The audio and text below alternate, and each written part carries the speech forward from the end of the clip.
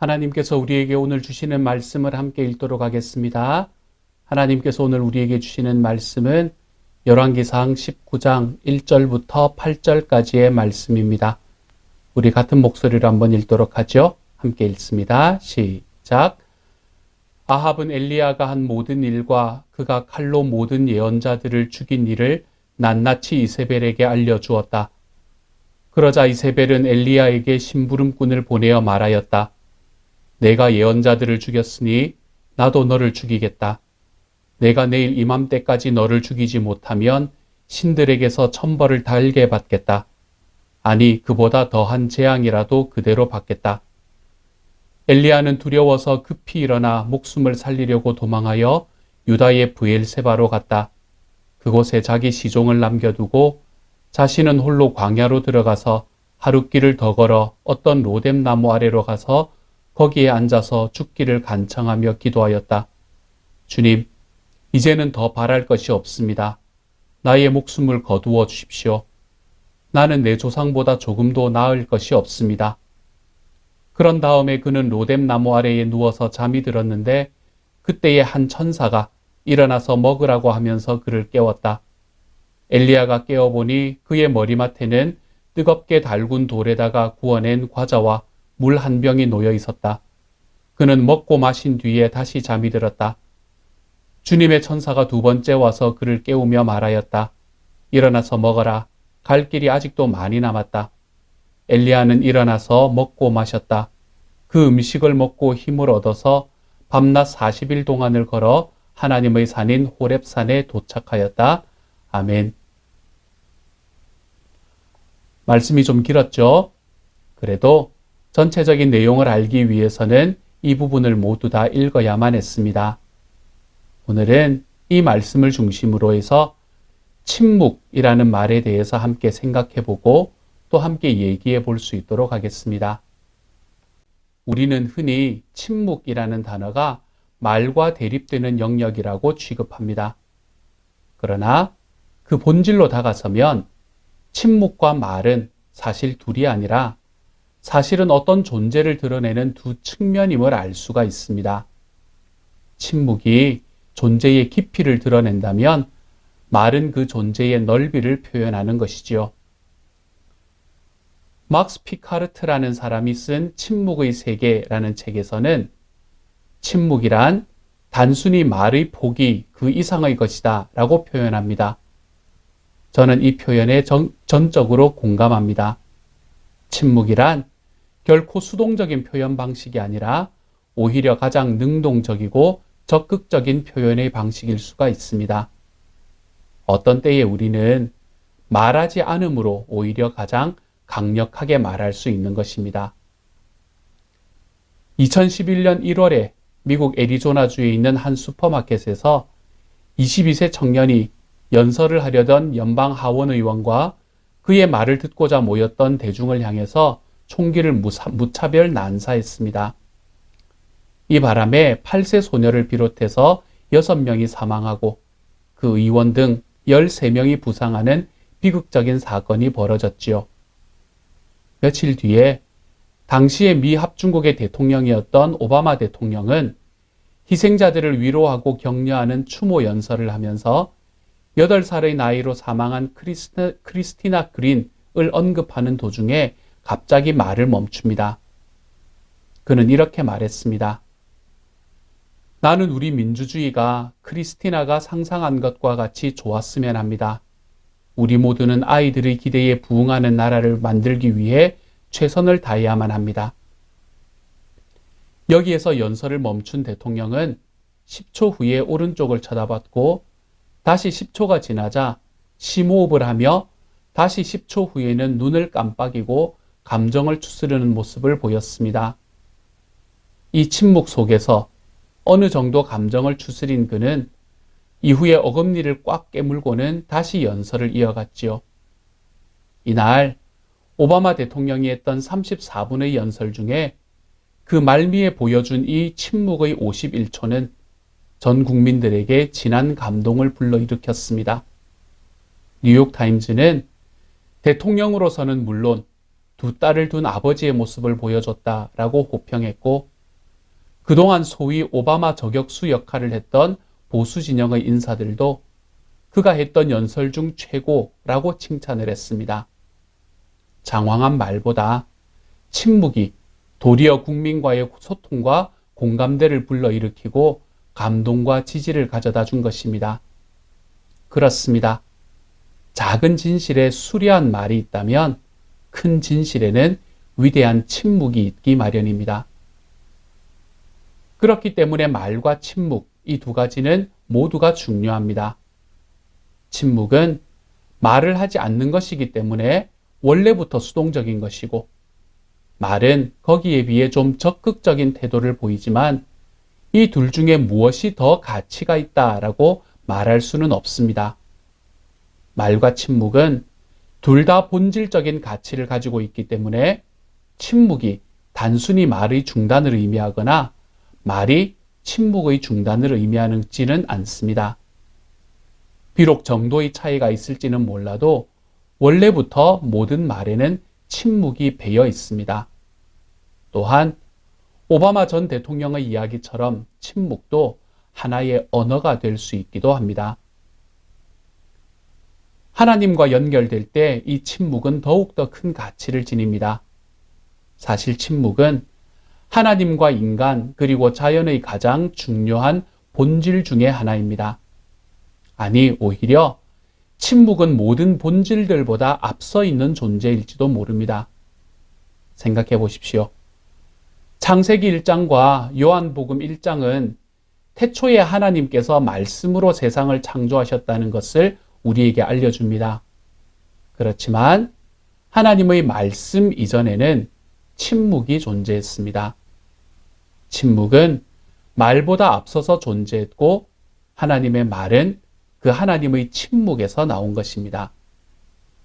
태초에 천지를 창조한 말씀은 사실 침묵에서 나온 말씀이었다는 것이지요. 그러고 보면 사실은 이 말이라는 존재는 원래 침묵의 세계 위에 서 있는 존재입니다. 말이 마음 놓고 문장들과 사상 속에서 멀리까지 움직여갈 수 있는 이유는 오직 그 밑에 드넓은 침묵이 깔려 있기 때문입니다. 이게 무슨 말인가요? 우리는 이제 5월에 접어들었습니다. 5월은 가정의 달입니다. 가족의 특별한 날을 맞이해서 편지지 한 장을 꼭꼭 채워보낸 자녀들의 편지를 한번 생각해 보십시오. 그렇지만 거기에는 쓰여진 글보다 더 많은 여백이 존재합니다.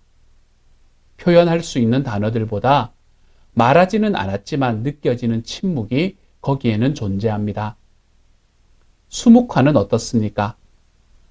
하얀 화선지에 그려진 수묵화를 보면 먹이 묻어서 쑥쑥 그려진 자리보다 훨씬 더 많은 여백이 있기 때문에 그림이 될 수가 있습니다. 또한 하나의 편지나 그림을 그리기 위해서 생각하고 계획하고 스스로를 단련했던 그 많은 시간이 있었기에 눈앞의 편지나 그림이 우리에게 보여질 수 있습니다. 말과 침묵의 관계도 이와 같습니다. 말은 침묵을 도화지 삼아 그려지는 그림과 같습니다. 말은 침묵의 바다를 통과한 후에야 비로소 깊어지게 됩니다. 침묵을 통해서 우리의 사상이 갈고 닦아진 다음에야 우리의 말은 비로소 그 가치를 높일 수 있게 됩니다. 그러므로 침묵이 깊어질수록 말도 깊어집니다. 침묵이 넓어질수록 그 말도 넓어집니다. 왜 그럴까요? 말은 곧 침묵 속에 있는 의미를 표현했기 때문입니다. 세상을 창조하신 하나님의 말씀은 그분의 침묵 속에서 차오른 말이었기에 온 세상을 아름답게 만드실 수 있었습니다. 침묵을 통과하지 않은 말은 소음에 불과할 때가 있습니다. 의미 없는 제잘거림이 될 수 있지요. 이처럼 말은 침묵 속에서 뜻이 차오를 때 흘러나오는 것이기 때문에 침묵은 그 말에 의미를 부여합니다. 그렇지만 우리는 무엇인가를 전할 때 말로 전하는 것이 익숙합니다. 특별히 우리가 살아가는 시대는 이 침묵을 가치 없고 어려운 것으로 생각하는 경향이 있습니다. 하지만 우리가 전하는 말과 함께 전해지는 우리의 침묵은 참 많은 것을 전할 수 있습니다. 몇 가지 예를 한번 들어보지요. 첫째로, 위로는 침묵 속에 같이 앉아있는 행위를 통해서 일어나는 때가 많습니다. 여러분은 어떤 때 위로가 되시던가요?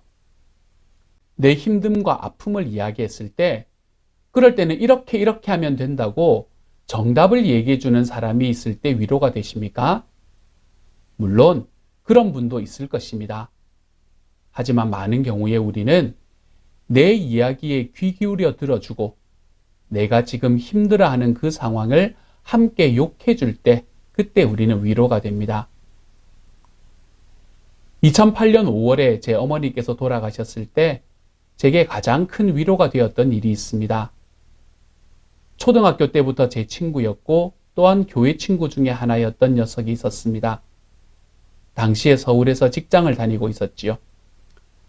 어릴 때부터 저와 제 어머니를 알고 있던 친구였기에 첫날 장례식장을 방문했습니다. 그렇게 저와 인사를 하는 와중에 아마 이 친구는 그냥 자기가 올라가면 안 된다고 생각했던 것 같습니다. 그 친구는 그로부터 3일간 제가 제 어머니를 화장하는 날까지 저와 함께 있어 주었습니다. 별다른 이야기를 나누지는 않았습니다. 찾아오시는 손님으로 인해서 저도 바빴고 또한 어머니를 잃었다는 생각에 정신이 없었던 것 같습니다. 그렇지만 그냥 옆에 앉아서 함께 울어주는 그 친구는 제게 큰 위로가 되었습니다. 그렇습니다. 귀 기울여 듣고 함께 앉아서 울어주는 것이 위로의 전부일 때가 많습니다. 그럴 때에 우리는 지금 내가 겪는 이 일이 나만 겪는 것이 아니라는 것을 알게 되면서 위로를 받습니다. 위로는 이처럼 우리의 말이 아니라 침묵 속에서 옆에 존재하고 있다는 그 사실 자체일 때가 많습니다. 진로와 인생의 문제로 힘들어하고 고민하는 아들에게 이래라 저래라 라고 이야기하는 사람은 잔소리꾼이 됩니다. 그렇지만 늘 밥상머리에 앉으셔서 어떤 상황이 오건 밥 먹었냐? 같이 먹자 라고 이야기하시는 아버지의 모습에서 아들은 위로를 받게 됩니다. 사실 많은 경우에 사람들은 지금 무엇을 해야 어떻게 해야 하는지를 몰라서 못하는 경우는 드뭅니다. 알고도 하기 싫거나 또는 못하는 경우가 훨씬 더 많지요. 그럴 때에 내가 누군가의 옆에서 그 사람의 마음을 함께 나누며 적극적인 리액션을 하기 시작하면 대부분의 경우는 자기 스스로 자기의 삶과 마음을 정리하기 시작합니다. 오히려 자기보다 자기를 더 공감하는 친구를 진정시키며 위로하면서 말입니다. 둘째로 욥과 그의 친구들을 한번 보십시다. 욥의 친구들이 있었습니다. 그들은 욥에게 힘든 일이 생겼다라는 이야기를 듣게 됩니다. 그리고는 그 옆에서 말을 잃고 침묵하며 그와 함께 7일 동안을 시간을 보냅니다. 사실 욥의 친구들은 그 후에 욥과 많은 대화를 나눕니다. 그렇지만 그들이 욥에게 가장 큰 위로를 주었던 시간은 그들이 말했던 때가 아니라 침묵 속에서 함께 앉아있던 바로 그 시간이었습니다. 우리는 지난 7주간 십자가에서 예수님이 남기신 7가지의 말씀을 함께 나누었습니다. 자기가 가장 사랑하는 아들이 저와 여러분의 죄를 대신 짊어지시기 위해서 십자가에 달리셨을 때 땅에 어둠이 내렸습니다. 아들 예수의 고통과 아픔에 침묵으로 옆을 지키며 자기의 슬픔을 내보이신 하나님의 모습이었지요. 세 번째로 예수님도 침묵으로 말씀하시는 법을 아는 분이었습니다. 예수님 앞으로 한 가늠한 여인이 잡혀왔습니다. 이 여인을 통해서 사람들은 이 예수를 시험합니다.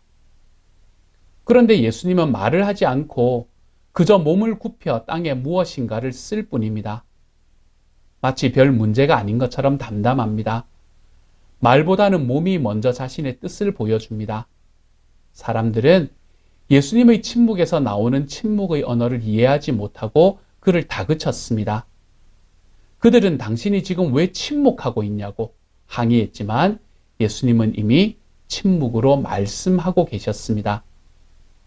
그리고는 그 몸의 침묵으로 발산된 말을 이해하지 못한 사람들에게 그분은 입으로 말씀하십니다. 너희 가운데서 죄가 없는 사람이 먼저 이 여자에게 돌을 던져라. 그리고는 또다시 침묵 속에서 몸으로 말씀하십니다. 예수님의 말은 침묵에서 나와서 침묵으로 들어갔습니다. 그리고 그 안에서 뜻이 강력하게 차올랐습니다. 이 예수님의 침묵의 힘에 사람들은 압도당합니다.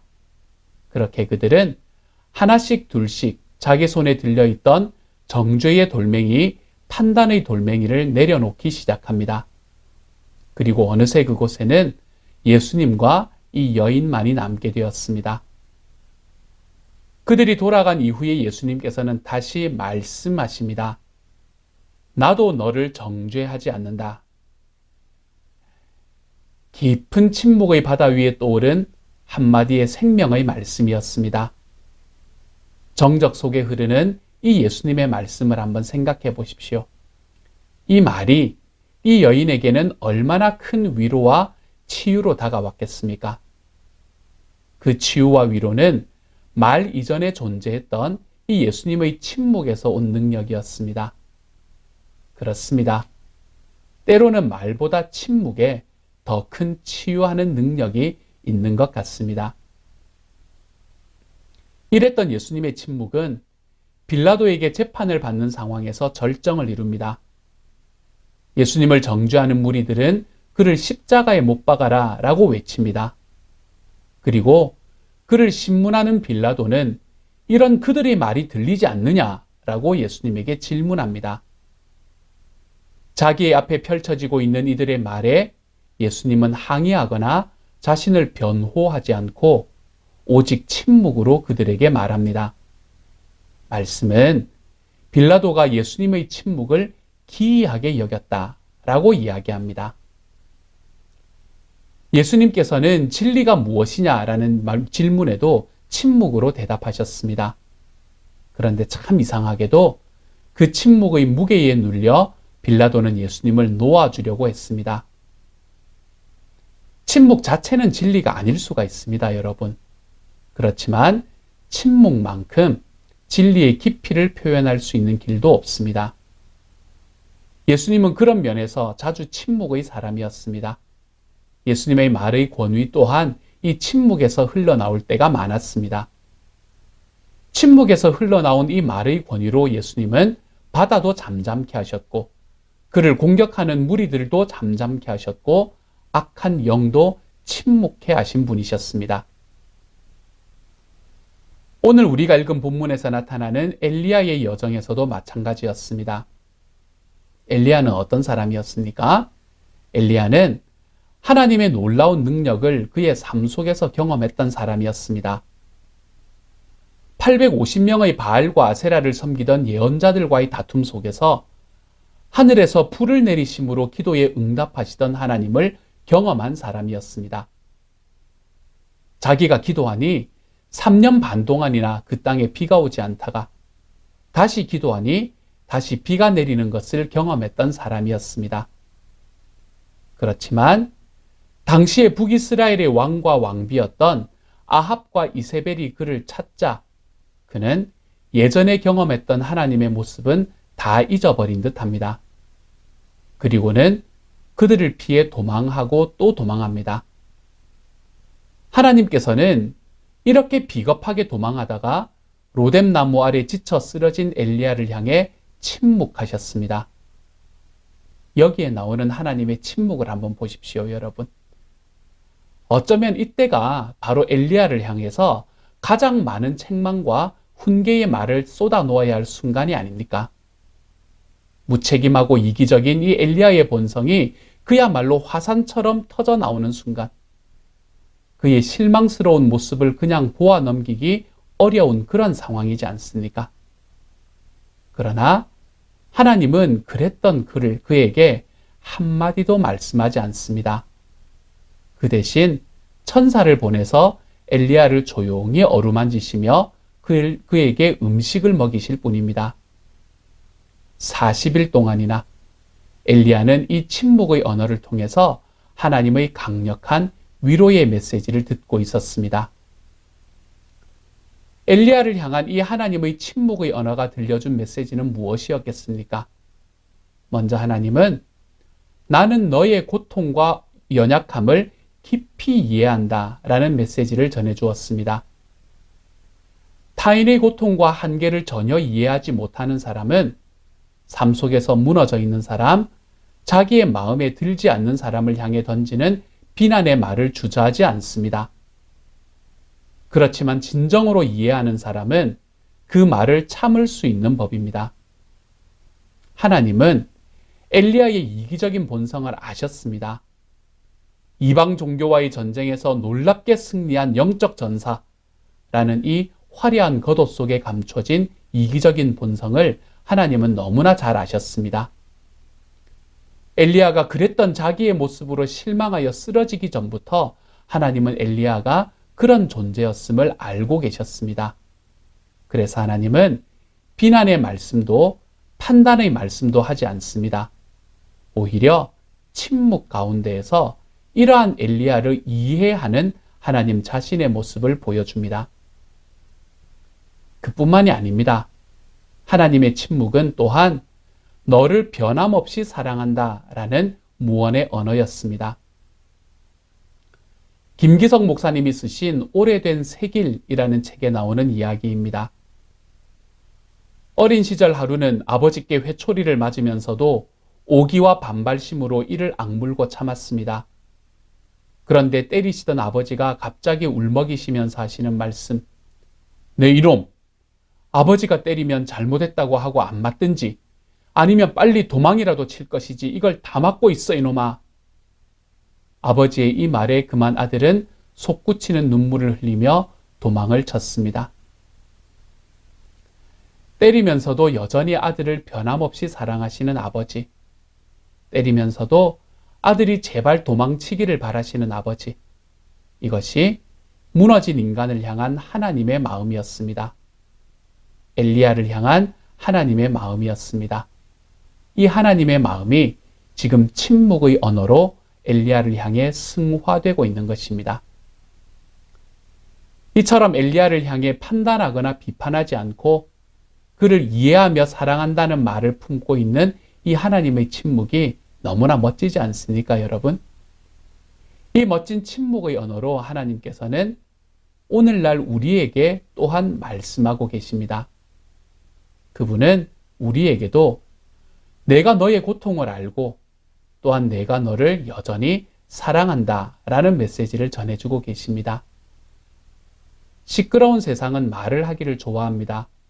그렇지만 시끄러운 세상 속에서 하나님의 위대한 침묵은 우리에게 더욱더 가깝게 다가옵니다. 그런데 이 하나님의 위대한 침묵의 언어, 위로의 언어를 듣기 위해서는 우리의 귀가 먼저 열려야 합니다. 내가 생각하고 느끼고 있는 것이 어떤 감정인지를 아는 것도 어렵지만 그것을 표현하는 것은 더욱 어렵습니다. 내가 내 생각을 모를 때 또는 그것이 무엇인지 분명히 표현할 수 없을 때 우리는 더 큰 답답함을 느끼게 됩니다.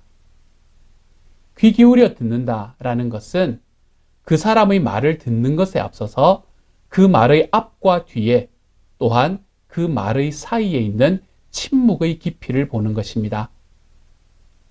하나님께서 우리에게 침묵으로 말씀하시는 것을 듣기 위해서는 이렇게 침묵을 이해할 수 있는 우리의 귀가 열려야 합니다. 하나님과 우리 사이의 침묵의 깊이를 볼 수 있기 위해서는 그러므로 내 삶에 경청의 방이 마련되어 있어야 합니다. 함석헌 선생님은 그의 시 그대는 골방을 가졌는가 라는 시에서 우리의 참 골방이 어디인가 라는 것을 보여주고 있습니다. 그대는 골방을 가졌는가? 이 세상의 소리가 들리지 않는, 이 세상의 냄새가 들어오지 않는 은밀한 골방을 그대는 가졌는가? 님이 좋아하시는 골방, 깊은 산도 아니요, 거친 들도 아니요, 지붕 밑도 지하실도 아니요, 오직 그대 맘 은밀한 속에 있네. 그대 맘의 내문 밀밀히 닫고 세상 소리와 냄새 다 끊어버린 후 맑은 등잔 하나 가만히 밝혀만 놓으면 극진하신 님의 꿀같은 속삭임을 들을 수 있네. 사랑하는 여러분, 저는 저와 여러분이 이 하나님의 침묵을 답답해하지 않는 삶의 수준으로 좀 나아갈 수 있기를 소망합니다. 하나님이 응답하시는 말을 넘어서 그 말을 채우기 위한 이해의 침묵, 사랑의 침묵을 우리의 귀로 들으실 수 있기를 소망합니다. 주님의 침묵의 깊이를 이해하는 만큼 우리는 그분의 말의 깊이를 이해할 수 있게 됩니다. 그래서 삶의 어떤 상황 속에서도 주님과 함께 있다면 담대해질 수가 있습니다. 또한 우리가 이와 같은 주님의 침묵의 이해와 사랑을 경험하게 되었을 때 우리는 경청의 방에서 나와 함께 있는 사람들의 마음을 듣고 볼 수 있게 됩니다.